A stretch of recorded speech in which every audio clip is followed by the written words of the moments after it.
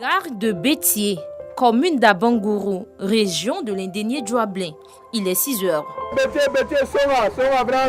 Avant le départ pour Bétié, Ismaël, chauffeur de minicar, prend le soin d'informer ses passagers sur les obstacles qu'ils pourraient rencontrer à cause de l'état de la voie à Bangourou-Bétié.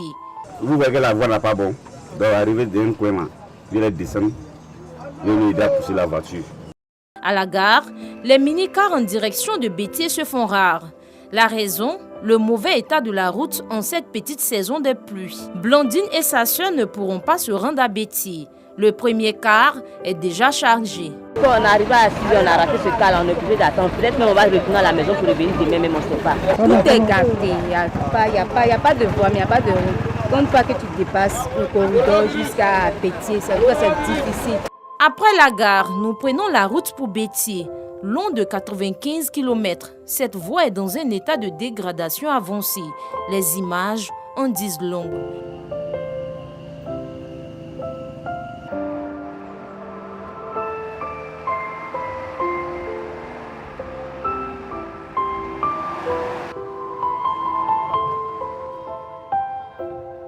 Pendant que nous poursuivons notre tournage sur l'As à Bangourou-Bétié, nous retrouvons Ismaël et ses passagers. Son véhicule ne peut plus bouger. Il va falloir descendre et le pousser.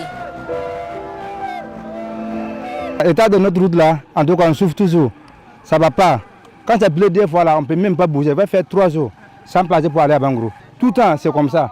On peut bouger jusqu'à aller à Bétié. Prendre de Bangourou à Bétié, ça ne va pas même. Souvent quand on prend la route, on s'en va, on vient faire retourner. La voiture nous laisse sur la route. Parce que la voiture, l'état de la route, ça fait que la voiture se gâte vite. Une situation difficile qui crée beaucoup de désagréments aux passagers qui en appellent à l'aide. Un jour même, j'ai parti au village avec mes 2 enfants. La route là, la voiture là ne peut pas monter. On est descendu pour marcher. Chaque fois on va en mission ici, vraiment j'ai peur. Je ne dors pas même. Le mauvais état de la route, tant dénoncé par les populations de Bétié, n'échappe à aucun usager de cette voie. Notre véhicule de reportage a aussi fait les frais.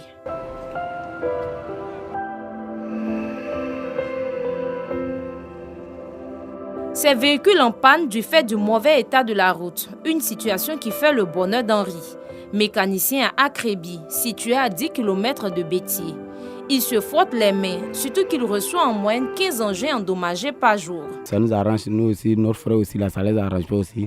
Tout le temps, les motos sont gâtées. On voit que non, c'est pas bon. Je vais prendre 15 000 par moto. Je gagne au moins 150 000 par jour.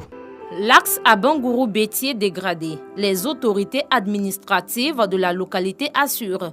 En octobre dernier, le président de la République, Alassane Ouattara, a procédé à la pose de la première pierre de cette voie en vue de soulager les populations. Il faut quand même être optimiste. Optimiste parce que le chef de l'État a posé en fin d'année dernière déjà le premier coup de pioche de la voirie qui va aller d'Abangourou à la frontière du Ghana jusqu'à Boisseau. Et puis donc en même temps, il y a Kasset-Tobrou, Bétié, Diamalakro.